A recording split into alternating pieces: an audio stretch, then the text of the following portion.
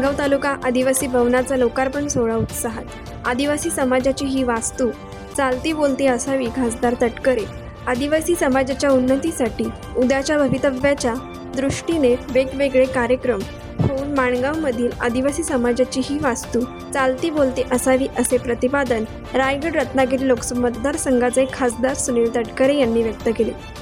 खासदारांचा स्थानिक विकास निधी अंतर्गत बांधण्यात आलेल्या माणगाव तालुका आदिवासी भवनाचा लोकार्पण सोहळा शनिवार दिनांक 8 ऑगस्ट 2026 रोजी दुपारी 12 वाजता रायगड रत्नागिरी लोकसभा मतदारसंघाचे खासदार सुनील तटकरे यांच्या हस्ते व राज्याच्या महिला व बालविकास मंत्री आदिती तटकरे यांच्या प्रमुख उपस्थितीत जुने माणगाव शासकीय विश्रामगृहाजवळ मोठ्या उत्साहात संपन्न झाला।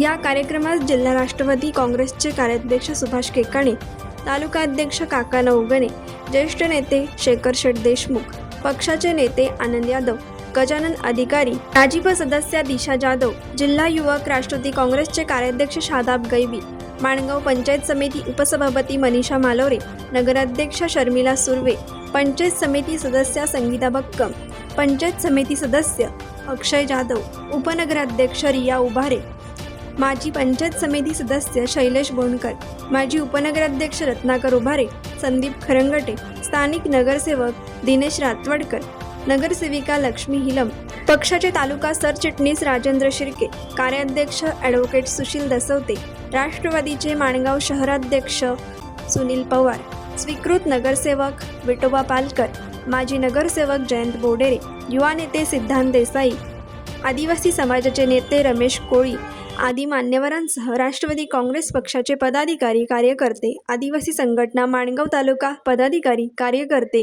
व महिला मंडळ मोठ्या संख्येने उपस्थित होते। यावेळी मार्गदर्शन करताना खासदार सुनील तटकरे पुढे म्हणाले की आदिवासी समाजासाठी उत्तम प्रकारे ही वास्तू उभारण्यात आली आहे।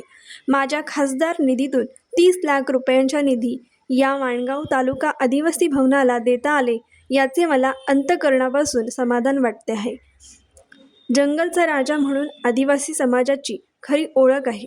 हा समाज आता हळूहळू मुख्य प्रवाहात येत असून व्यसनमुक्तीच्या माध्यमातून वारकरी संप्रदायाकडे मोठ्या संख्येने हा समाज जात आहे।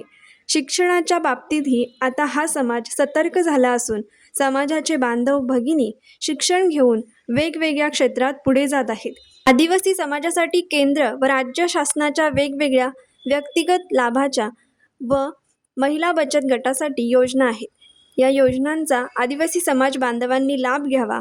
त्यासाठी जे काही सहकार्य लागेल ते आम्ही सारे मंडळी करू।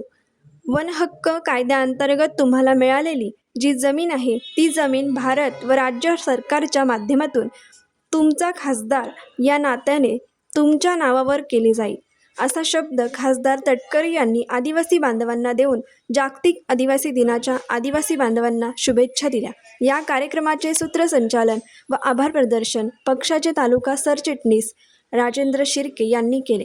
कोकण एक्सप्रेस चॅनलसाठी माणगाव प्रतिनिधी मजिद हजिते। कोकण एक्सप्रेस चॅनलला लाईक करा, शेअर करा आणि सबस्क्राईब करा।